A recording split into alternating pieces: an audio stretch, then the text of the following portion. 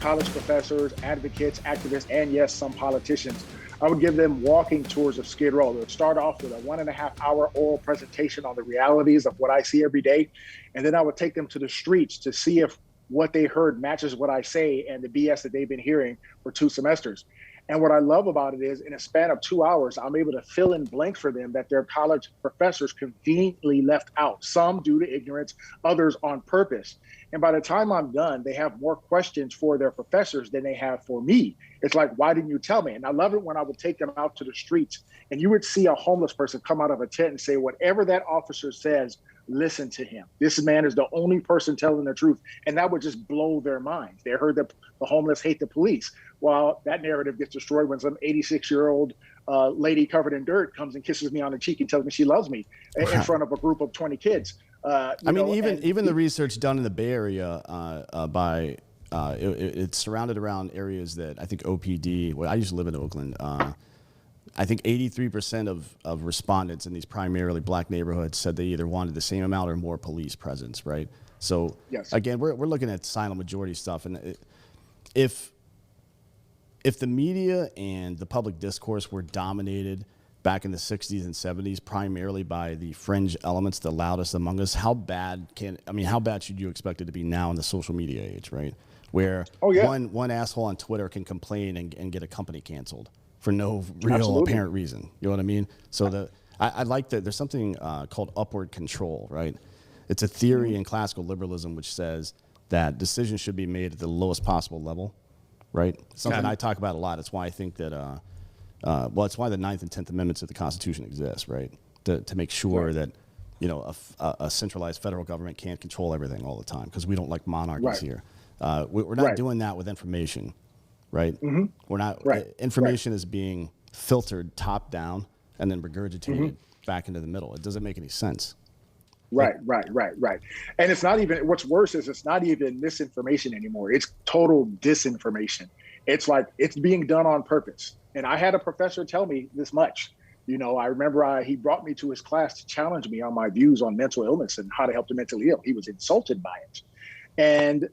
But like I said, and I challenged him. I said, okay, you told your class that the first thing that we do as police officers, this is literally what he was telling his class based on a couple of videos he saw that he was showing to them on constant rotation, that this is how police officers handle the mentally ill every single time they deal with a mentally ill person.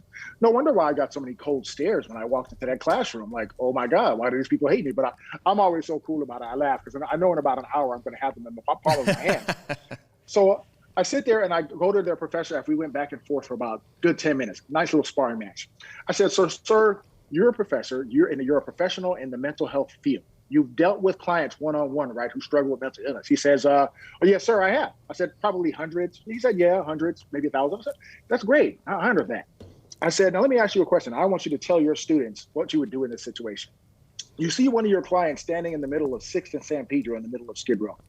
You recognize that he's demonstrating objective symptoms of being under the influence of a very, very potent stimulant. He is in a serious agitated state of delirium.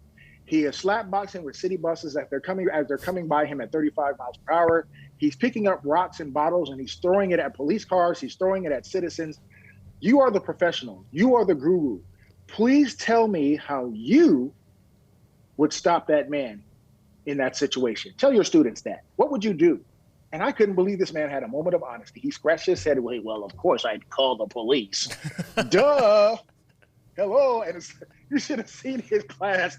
Every one of those students started laughing because he was telling them that he was the answer, not the police. And I'm not saying we're the answer, but what he's not telling them is that when people are not only mentally ill, but also dual diagnosis, there is a chemical buffer between them and the crisis. It's not paranoid schizophrenia that's a crime. It's not bipolar that's a crime. Those things are a crime. But when they meet methamphetamines, cocaine, and yes, even marijuana. For you and me, marijuana wouldn't affect us because we're sane. But someone struggling with mental illness or paranoid schizophrenia, it has disastrous consequences. And many mental health professionals will not approach them until they're detained first. And that's where we come in. This has been the policy for fire departments for years. The fire department doesn't go in to put out the fire until the scene is secured, right? That's always been the case. So why would it be different for a mental health professional to deal with that situation?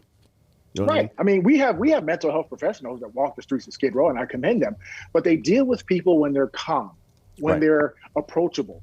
But when they're off the chain and they're screaming and yelling and got knives in their hands, once again, these very same people who will get on TV and tell you they don't want the police involved, they call us every single time. And that's never going to change until there is a systemic change. Right. And that systemic change has to be, especially for mental illness, because that's something that's near and dear to my heart.